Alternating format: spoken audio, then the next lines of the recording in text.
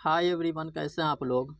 तो आज NCERT book से 10 प्रश्न लिया गया जो 2 नंबर में पूछे जाते हैं। क्लास 10th लघु उत्तरीय प्रश्न। तो चलिए शुरू करते हैं। पहला सवाल सिंपल और आसान तरीके से समझाने की कोशिश करते हैं। पहला सवाल दिया है 2 घनों जिसमें प्रत्येक का आयतन 64 सेंटीमीटर क्यूब है के संलग्न फलकों को मिलाकर एक ठोस बनाया जाता है। इससे प्राप्त घनाभ का पृष्ठीय क्षेत्रफल ज्ञात करें। तो घनाभ में होता है LBH, लेकिन LBH का मान मालूम नहीं है, दिया नहीं है। लेकिन यहाँ एक शर्त दिया है कि 2 घनों जिसमें प्रत्येक का आयतन 64 सेंटीमीटर क्यूब है। अब इसकी सहायता से हम L निकाल सकते हैं घनाभ के लिए। घनाभ की लंबाई होता है LBH, तो घनाभ का LBH तीनों निकाल सकते हैं घन की मदद से। तो यहाँ लिखते हैं हल। सबसे पहले यहाँ दिया है 2 घनों जिसमें प्रत्येक का आयतन 64 सेंटीमीटर क्यूब है, तो इसको लिखेंगे। यहाँ लिखेंगे घन का आयतन। घन का आयतन कितना दिया है? घन का आयतन बराबर 64 सेंटीमीटर क्यूब। अब यहाँ घन का आयतन का फॉर्मूला क्या होता है? तो होता है A क्यूब या L क्यूब भी लिख सकते हैं। और यहाँ है 64 सेंटीमीटर क्यूब को छोड़ देंगे, घन छोड़ेंगे तो यहाँ रूट लग जाएगा। रूट 64 का घनमूल कितना होगा? तो रूट 64 का घनमूल होता है 4। और यहाँ सेंटीमीटर है तो लिख देंगे सेंटीमीटर। और 64 का वर्गमूल होगा 8। अब A का मान आ गया 4 सेंटीमीटर।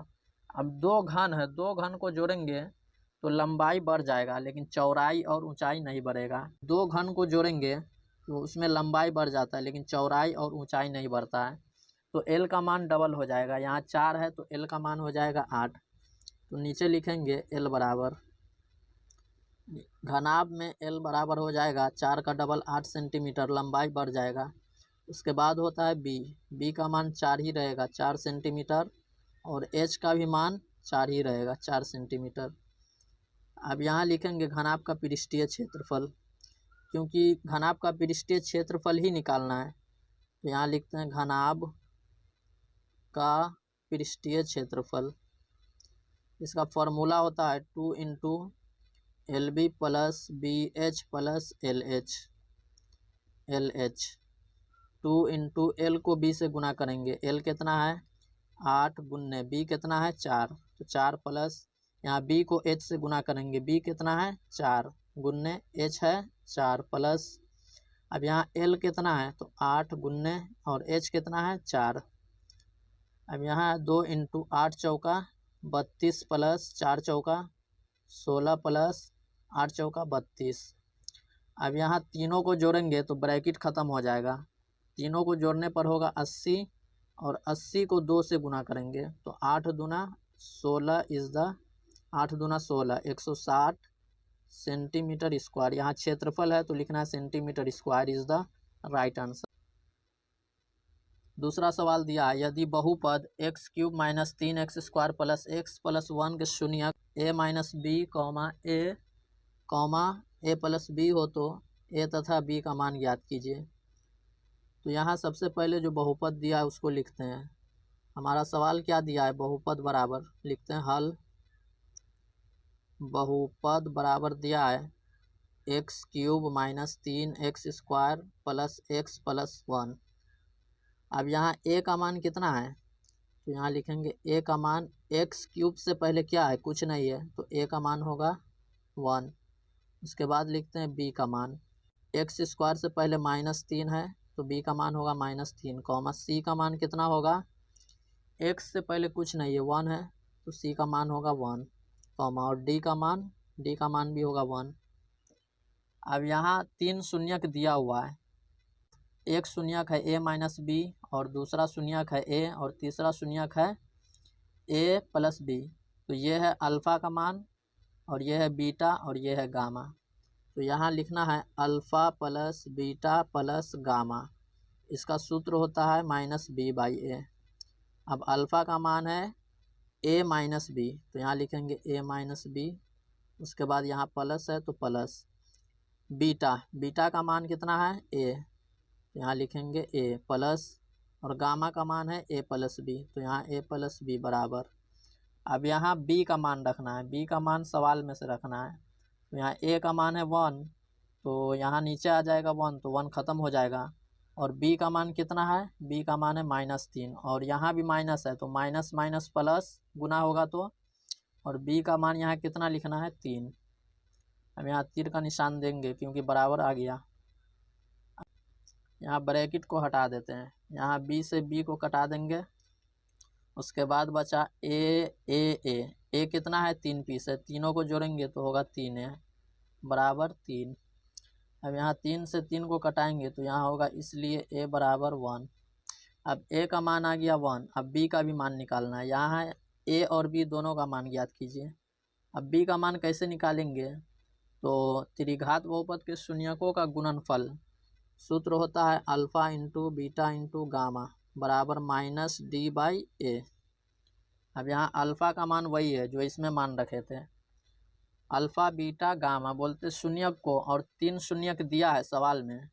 तो एक शून्यक है हमारा a-b, यहाँ तीर का निशान होगा, यहाँ पे गुना, और बीटा का मान कितना है a गुन्ने, और गामा का मान है a+b बराबर। अब यहाँ d का मान रखेंगे, d का मान है 1 और यहाँ माइनस है तो -1 होगा, और a का मान है 1 तो 1 को छोड़ देते हैं, नीचे 1 आ जाएगा। अब यहाँ a का मान है 1 तो यहाँ 1 रख सकते हैं, नहीं तो पहले इसको बना लेते हैं उसके बाद मान रखेंगे। अब यहाँ a को a से गुना करेंगे, इसको सूत्र पे भेजते हैं, ये दोनों को a+b a-b सूत्र होता है a² - b², उसके बाद गुना में है a बराबर -1।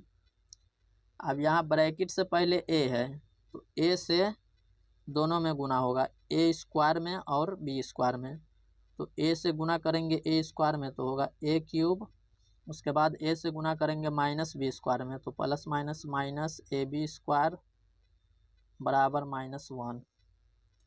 अब यहाँ a का मान रखना है, a का मान कितना आया है 1 तो यहाँ 1 का क्यूब 1 ही होगा, -b² और यहाँ a, तो a का मान 1 रखेंगे तो b² में 1 से गुना होगा तो 1 ख़त्म हो जाएगा, तो यहाँ बचेगा b² बराबर -1 और यहाँ +1 है, इसको इधर लाएंगे तो होगा -1। ये -1 पहले से है और इसको इधर लाएंगे दाहिने साइड तो होगा -1 और इधर बचा है -b²।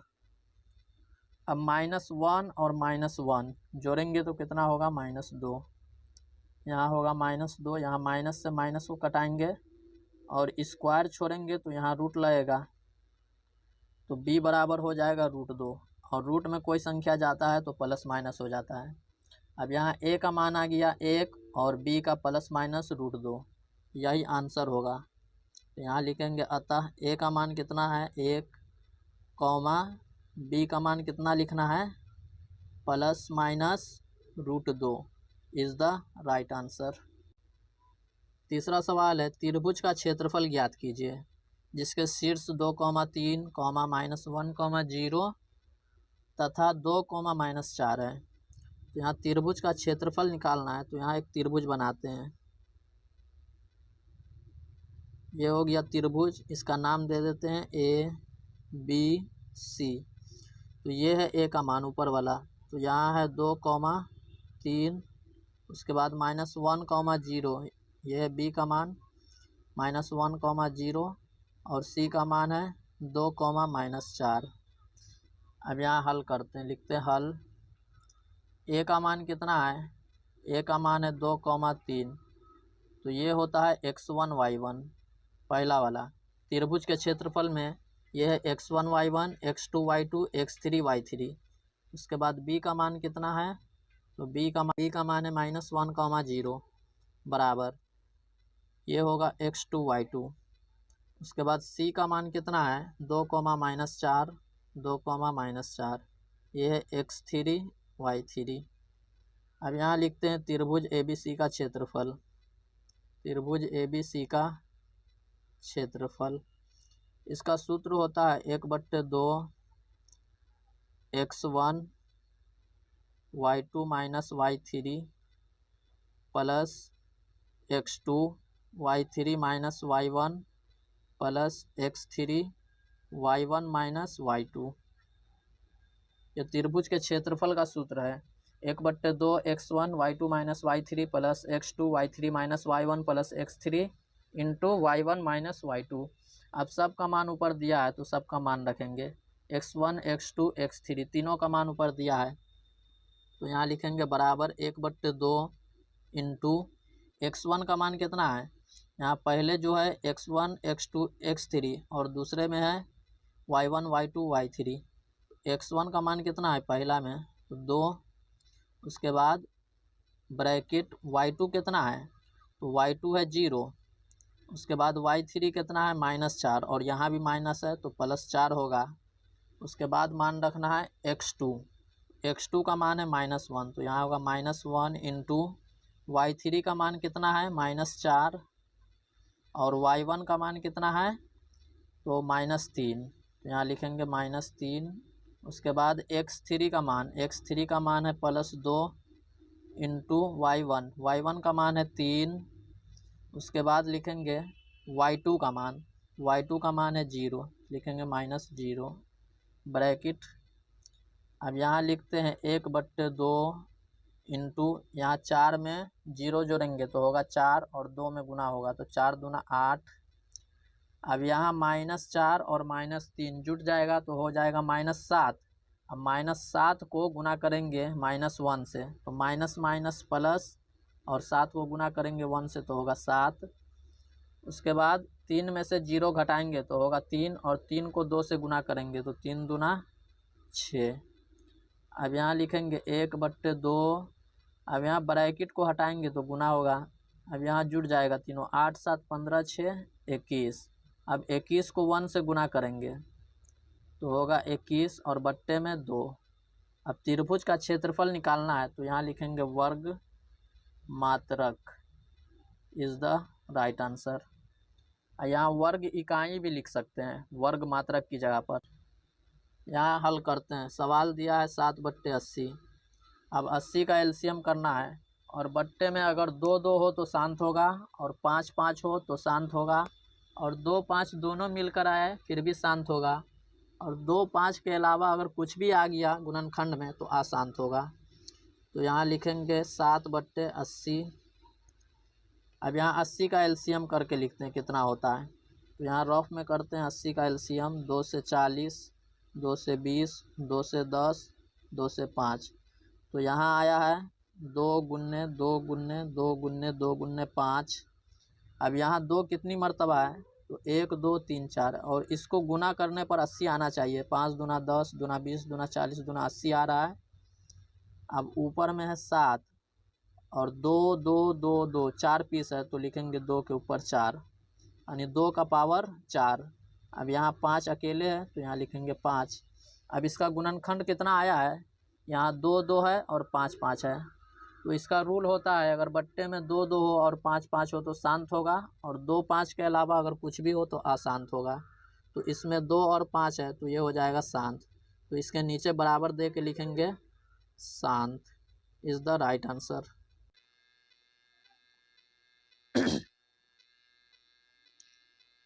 पांचवा सवाल है 17/8 शांत हो तो दशमलव प्रसार ज्ञात करें।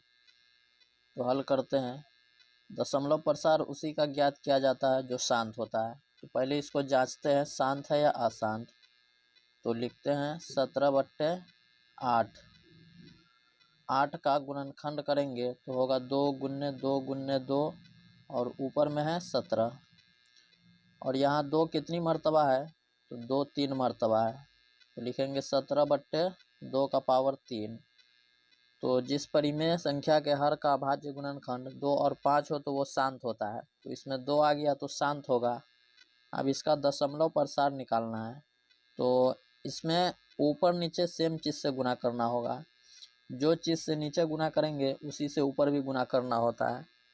तो यहाँ 10 लाना है तो लिखेंगे 5 तो 5 दूना 10 हो जाएगा और इसका पावर भी बराबर करना होता है। तो यहाँ पावर 3 है तो यहाँ भी पावर 3 देंगे और इसी से ऊपर भी गुना करेंगे 5 का पावर 3।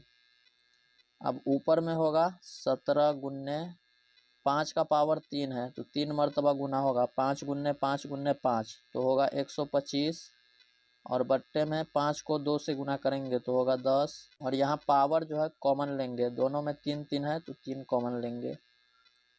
अब यहाँ 17 को गुना करना है 125 में, तो 17 पंचे 85 के 5 हासिल 8, 17 दूना 34 और 8 42 हासिल 4, 17 कम 17 और 4 21, 2125 बट्टे 10 का पावर 3। अब यहाँ पॉइंट बैठाना है, 10 का पावर 3 है तो इधर से 3 मरतबा गिनती करेंगे, 3 संख्या को छोड़कर पावर बैठाना है दाहिने साइड से। तो यहाँ गिनते हैं 5 2 3, 3 संख्या हो गया तो यहाँ पॉइंट बढ़ जाएगा, तो यहाँ पॉइंट आ जाएगा, तो हो जाएगा 2.125 और ये 10 का पावर 3 बट्टे में है तो ये ख़त्म हो जाएगा। यही हमारा राइट आंसर हो जाएगा। छठा सवाल में 26 और 91 का HCF तथा LCM ज्ञात कीजिए। तो सबसे पहले इसका गुणनखंड करते हैं। 26 का गुणनखंड 2 से 13 और 91 का गुणनखंड होगा 7 से 13। अब यहाँ 26 का गुणनखंड है 2 गुने 13 और 91 का गुणनखंड कितना है 7 गुने 13। अब दोनों के गुणनखंड में जो मिल रहा है वही HCF होगा।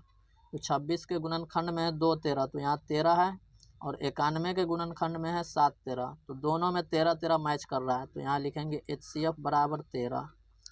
अब LCM भी निकालना है, तो LCM में इसी 13 को यहाँ लिख देंगे और उसके बाद जो इसके गुणनखंड में बच गया है उसको गुना करेंगे। 13 13 तो निकल गया, तो इसमें बचा है 2 7, तो 2 7 को गुना करेंगे तो होगा 14। तो इसको LCM में लिखना है जो बचा हुआ है। अब इसको गुना करते हैं, 14 तिहाई 42, 4 14 कम 14 और 4 18, तो HCF हो गया 13 और LCM हो गया 182। Is the right answer.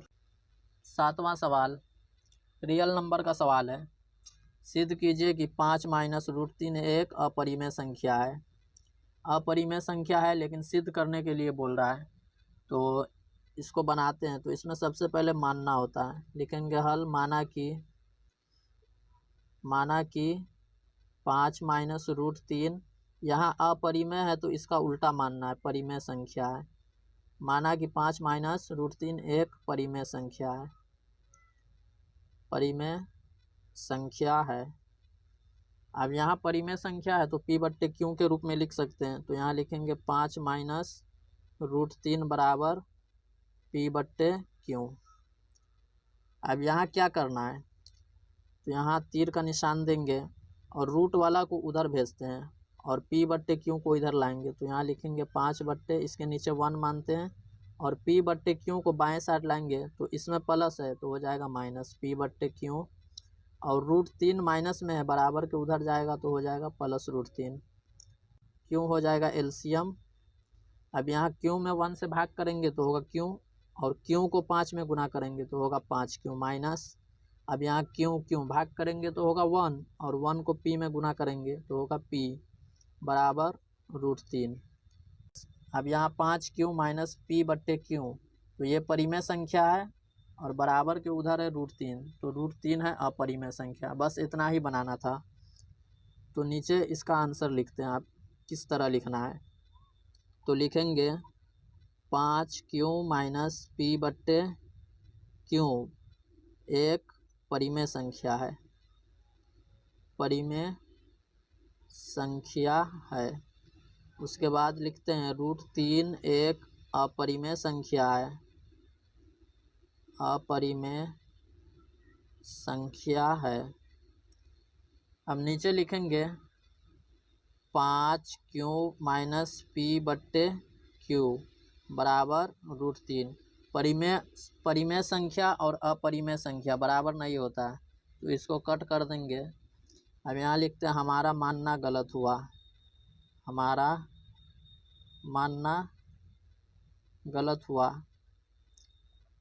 अब नीचे लिखेंगे अतः कितना था सवाल, 5 माइनस रूट 3 कौन सी संख्या है, अपरिमेय संख्या। संख्या था अपरिमेय ही, लेकिन हमको जांच कर दिखाना था परिमेय है या अपरिमेय।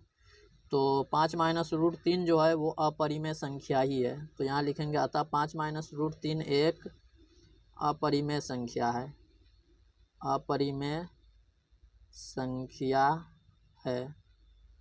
अब यहाँ सिद्ध करना है तो यहाँ लिखेंगे proved, PROVED is the right answer.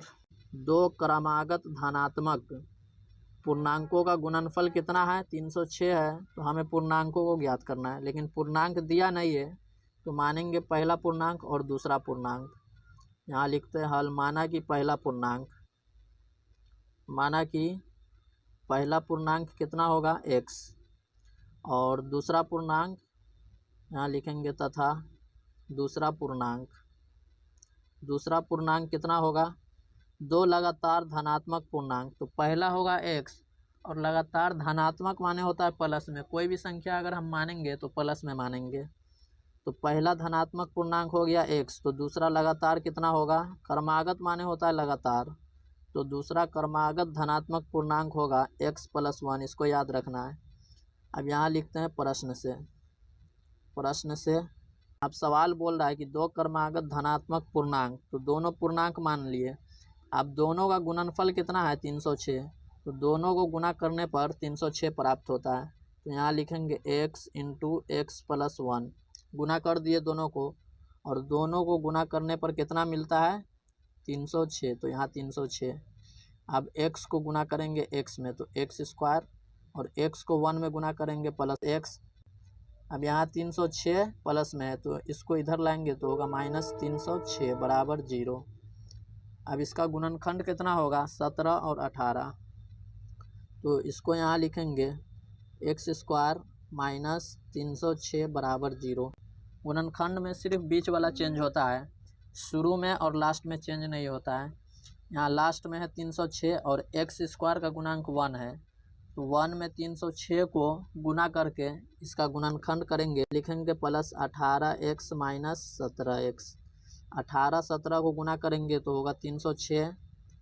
अब यहाँ x और x दोनों में है, तो x कॉमन लेंगे, तो इसमें बचा x, 2x था तो एक x बाहर आ गया, तो एक x इसमें बच गया। अब यहाँ बचा 18। अब इसमें से -17 कॉमन लेंगे, तो इसमें भी होगा x + 18, और यहाँ गुना करेंगे प्लस माइनस माइनस, और यहाँ भी प्लस माइनस माइनस। और गुणनखंड में जो है दोनों ब्रैकेट एक जैसा आता है हमेशा, ये कभी अलग नहीं होता है। और अगर ये अलग हो गया तो समझेंगे गुणनखंड इसका गलत है।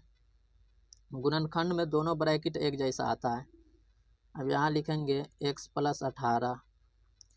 x + 18 दो पीस है, तो एक कॉमन लेंगे, तो यहाँ बचेगा x - 17 बराबर 0। अब दोनों के बराबर में 0 है, तो दोनों को अलग करना है। नीचे लिखेंगे x - 17 बराबर 0, x + 18 बराबर 0। तो ये हो जाएगा x बराबर -18, और ये होगा x बराबर 17। -17 हो गया +17, और ये +18 हो गया -18। तो x और y का अगर मान हम मानते हैं तो वो माइनस वाला नहीं होता है, माइनस में आंसर नहीं लेते हैं। x का मान जो आया है वो माइनस में आया है 18, तो -18 ऋणात्मक मान संभव नहीं होता है। दूसरा मान आया है x का 17, तो 17 लेंगे, तो x का मान हो गया 17, यानी पहला पूर्णांक, और इस 17 को यहाँ रखेंगे तो इसमें जुड़ जाएगा, यहाँ 17 और यहाँ 1 18, तो दोनों पूर्णांक मालूम हो गया। तो यहाँ लिखेंगे अतः पहला पूर्णांक 17 होगा, पहला पूर्णांक बराबर 17, और दूसरा पूर्णांक कितना होगा, यहाँ 17 रखेंगे तो 17 1 18, यहाँ लिखेंगे दूसरा पूर्णांक बराबर 18। यहाँ लिखेंगे तथा पहला पूर्णांक है 17 और दूसरा पूर्णांक कितना है 18। हमारा सवाल क्या दिया है, द्विघात समीकरण 1/x + 4 - 1/x - 7 बराबर 11/30 के मूल ज्ञात करें। तो पहले सवाल को यहाँ लिखते हैं और बट्टा पर का घटाव बनाना है। यहाँ सवाल दिया है 1/x + 4 - 1/x - 7 बराबर 11/30। अब दोनों का एलसीएम लेंगे, और सवाल में पहले से बराबर है तो तीर का निशान देना होगा। तो इसका एलसीएम होगा x + 4 × x - 7 एलसीएम होगा। अब यहाँ ये दोनों सेम है, x + 4 तो दोनों कट जाएगा, तो यहाँ बचा x - 7, इसको गुना करेंगे 1 से तो होगा x - 7। अब यहाँ ये दोनों कट जाएगा, तो गुना करेंगे x + 4 से 1 में, और यहाँ माइनस है तो दोनों में माइनस हो जाएगा, -x और -4, और बराबर में है 11/30।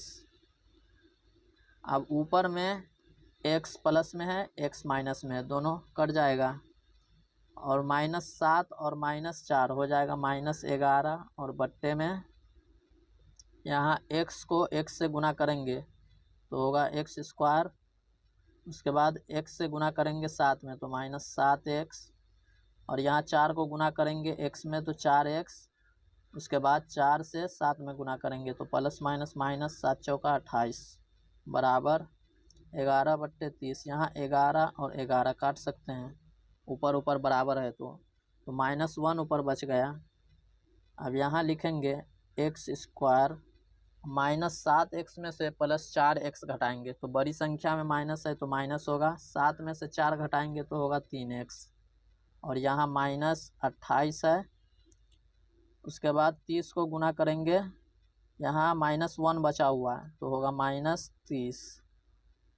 अब यहाँ लिखते हैं x² -3x -28 और ये 30 जो है माइनस में है बराबर के दाहिने साइड, तो इसको इधर लाएंगे क्योंकि गुणनखंड करना है। तो ये हो जाएगा +30 बराबर कुछ नहीं बचा तो 0 लिखेंगे। अब यहाँ घटाएंगे x² -3x 32 में से यहाँ 30 होगा, यहाँ 30 होगा। 30 में से 28 घटाएंगे तो बड़ी संख्या में प्लस है तो प्लस होगा। 30 में से 28 घटाएंगे तो होगा 2 बराबर 0।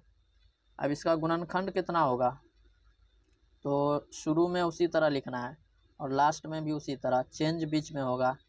बीच में इस तरह लिखना है कि जोड़ने या घटाने पर आना चाहिए 3 -3 और गुना करने पर आना चाहिए 2। तो इसका गुणनखंड होगा -2x -x। ये दोनों में से किसी को भी आगे पीछे लिख सकते हैं। -2x और -x जुट जाएगा तो हो जाएगा -3x और -2 को गुना करेंगे, यहाँ x का गुणांक कुछ नहीं है तो 1 है तो 2 को 1 से गुना करेंगे 2। तो यहाँ गुना करने पर 2 लाना था और जोड़ने या घटाने पर -3 तो आ गया। अब यहाँ x दोनों में है तो दोनों में से x कॉमन लेंगे तो इसमें बचा x, इसमें x 2 पीस था तो 1 पीस बच गया माइनस, और इसमें का x आ गया यहाँ तो इसमें 2 बच गया। अब इसमें कुछ नहीं मिल रहा है, कुछ नहीं मिल रहा है तो लिखेंगे -1। तो इसमें भी जो ब्रैकेट में यहाँ है वही यहाँ होगा क्योंकि गुणनखंड में दोनों ब्रैकेट का मान एक जैसा आता है। अब यहाँ गुना करके भी देखते हैं तो यहाँ -1 को गुना करेंगे x से तो होगा -x और यहाँ -1 को गुना करेंगे -2 से तो माइनस माइनस +2। ठीक है। अब यहाँ लिखेंगे x -2 इंटू x -1 बराबर 0। अब x -2 इंटू x -1 दोनों के बराबर में क्या है 0 है तो यहाँ लिखेंगे x -2 बराबर 0, x -1 बराबर 0 तो x बराबर 1 और ये होगा x बराबर 2। तो लिखेंगे अतः मूल 2,1 इज़ द राइट आंसर। सवाल पूछ रहा है कि 3 अंकों वाली कितनी ऐसी संख्याएं हैं जो 7 से कट जाएगा यानी 7 से भाग लग जाएगा। तो इसको सबसे पहले लिखेंगे हल, AP निकालेंगे। ऐसा कौन सा AP बनेगा हमारा जो 3 अंकों वाली हो और 7 से कट भी जाए। तो यहाँ लिखते हैं AP जो सबसे पहला संख्या होगा 7 से कटने वाला 3 अंक में तो वो होगा 105 क्योंकि सबसे छोटा 3 अंक का संख्या 105 है जो 7 से कट जाएगा। और दूसरा संख्या कौन होगा तो 7 से काटना है ना तो इसमें 7 बढ़ा देंगे तो 7 और 5 हो जाएगा 12, फिर 7 बढ़ाएंगे तो 12 6 18 1 19 और लास्ट में कौन संख्या होगा 3 अंक वाला जो 7 से कटेगा तो लास्ट में होगा 994 994। अब यहाँ A का मान लिखेंगे, A का मान है A1 A2 A3 तो A का मान होता है A1 सबसे पहला वाला, तो यहाँ A1 का मान है 105। उसके बाद सार अंतर निकालते हैं यानी D का मान, तो D का मान निकालते हैं A2 में से A1 को घटाते हैं तो 112 में से 105 घटाएंगे तो कितना होगा D का मान 7। उसके बाद 994 जो है वो AN का मान है 994 तो इसमें N का मान निकालना है। अब यहाँ लिखते हैं प्रश्न से, यहाँ AN बराबर कितना दिया है 994। अब यहाँ AN का सूत्र रखेंगे A + n - 1 × D बराबर 994। अब यहाँ a का मान रखना है, a का मान है 105 प्लस n का मान निकालना है और d का मान है 7 बराबर 994। अब 105 जो है वो प्लस में है तो बराबर के दाहिने साइड ले जाएंगे तो हो जाएगा माइनस में, 994 माइनस 105। अब यहाँ 7 से गुना करेंगे n में भी और 1 में भी तो होगा 7n और यहाँ माइनस है तो -7। अब यहाँ घटाएंगे तो 994 में से 105 घटाएंगे तो कितना होगा, 14 में से 5 घटाएंगे तो 9, 8, 8 में से 0 तो 8 और ये कितना बचा 9, 9 में से 1 घटाएंगे 8, 889। 994 में से 105 घटाएंगे तो होगा 889 और ये -7 इधर आकर जुट जाएगा +7 और इधर है 7n। अब लिखते हैं 7n बराबर, अब यहाँ दोनों को जोड़ेंगे तो होगा 896।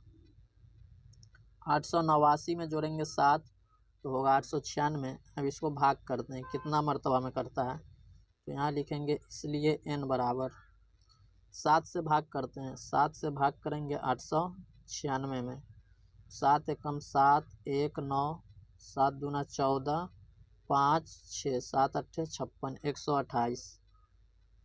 7 से भाग करेंगे 896 में तो 128 मर्तबा में कटेगा और यही राइट आंसर हो जाएगा। हमको लाना था 3 अंकों वाली कितनी संख्याएं हैं जो 7 से कट जाएगा, तो 3 अंकों वाली 128 ऐसी संख्या है जो 7 से कट जाएगा।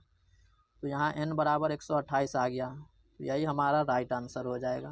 अगर आप भी इस चैनल पर नए हैं तो इस चैनल को सब्सक्राइब करें और जो क्लास 10th में स्टूडेंट है उसको जोड़ने की कोशिश करें।